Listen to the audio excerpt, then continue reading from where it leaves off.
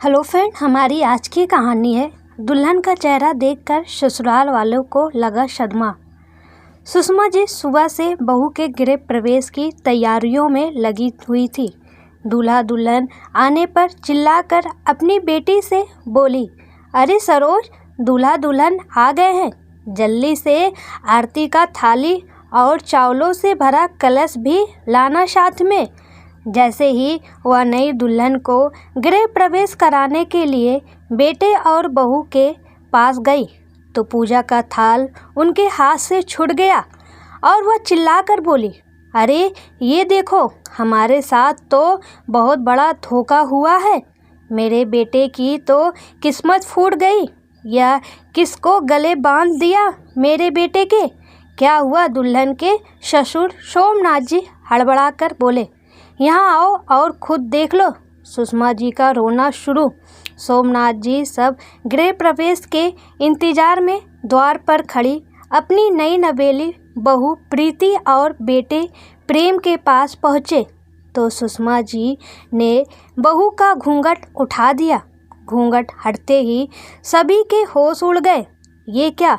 जिस लड़की को उन्होंने प्रेम के लिए पसंद किया था, या तो वह थी नहीं।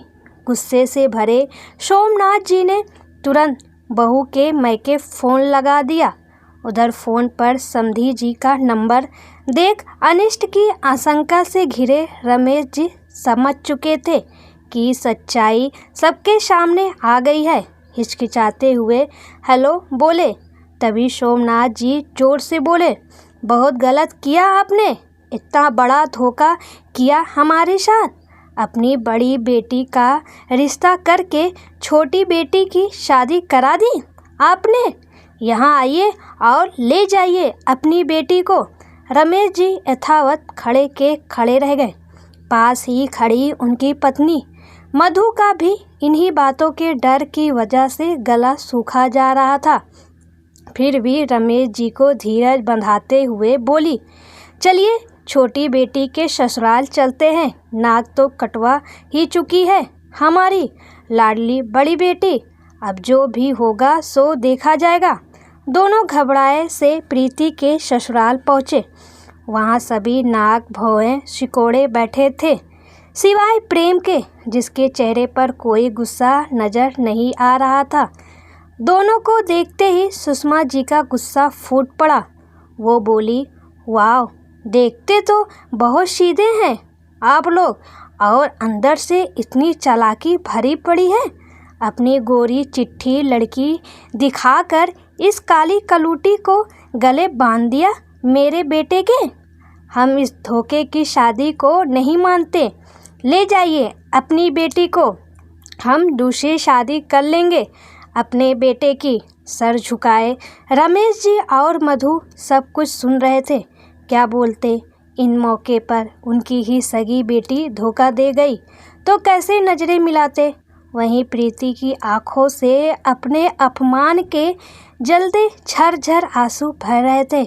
रमेश जी प्रीति का हाथ पकड़ बोले, चल बेटी, वापस घर चल, तेरी जिंदगी बर्बाद कर दी हमने, मुझे माफ़ कर दे। और फफक पड़े। तभी बहुत देर से मम्मी पापा के खिलाफ बोलने की हिम्मत जुटाने की कोशिश कर रहा प्रेम बोल पड़ा, रुक जाओ प्रीति, कहीं नहीं जाओगी, तुम यहीं रहोगी मेरी पत्नी बनकर, वो भी सम्मानपूर्वक।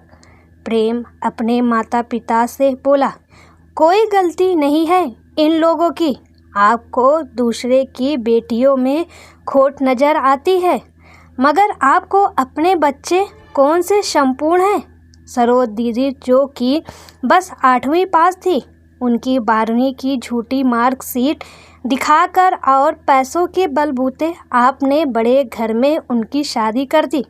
सच्चाई सामने आने पर वहाँ वो कितने अत्याचार सह रही हैं जानते हैं ना आप।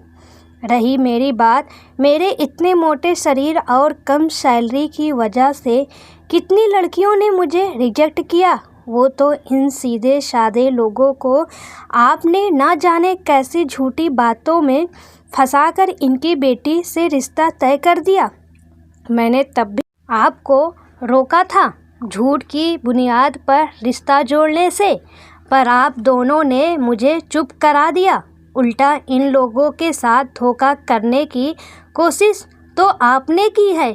मुझे तो शादी के 4 दिन पहले ही सच पता चल गया था कि प्रीति की बड़ी बहन राधिका मुझे पसंद नहीं करती, इसलिए मुझे ही ऐसी लड़की के साथ रिश्ता नहीं रखना था जो ज़िंदगी भर मुझे प्यार और सम्मान ना दे पाए। इसलिए मैंने इनके घर वालों से बात की तो न जाने क्यों प्रीति ने खुद आगे रहकर मुझसे शादी की इच्छा जताई। शायद हम 2 घरों की इज्जत बचाने के लिए उसने ऐसा किया, वरना तो वह बस सावली है। बाकी पढ़ाई और अन्य गुणों के मामले में किसी से कम नहीं। मैंने भी अपनी कमियों को खुलकर बता दिया। फिर भी प्रीति मुझसे शादी करने को राजी हो गई। वो तो मुझसे बेहतर पति पाने के लिए योग्य थी। उसने कहा भी कि सच्चाई आप लोगों को बता दो, पर मुझे पता था आप किसी कीमत पर प्रीति से मेरी शादी ना होने देंगे और केवल रंग रूप के चक्कर में मैं शादी से इनकार नहीं कर सकता था। अब की बार सुषमा जी और सोमनाथ जी का सर झुक चुका था। सुषमा जी ने हाथ जोड़कर कहा, तुमने तो हमारी लाज रखी और हमने तुम्हारा ही अपमान किया। हमें माफ़ कर दो बहू।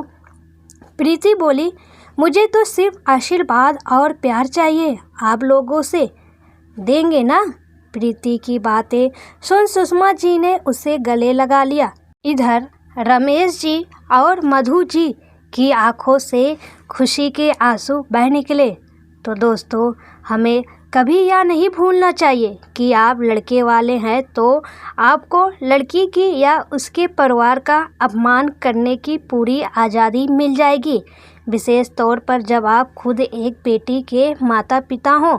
और दोस्तों, रंग रूप से कुछ नहीं होता। किसी को रंग रूप से उसका अपमान कभी नहीं करना चाहिए, क्योंकि वही ऊपर वाले ने आपको भी बनाया है और उसे भी।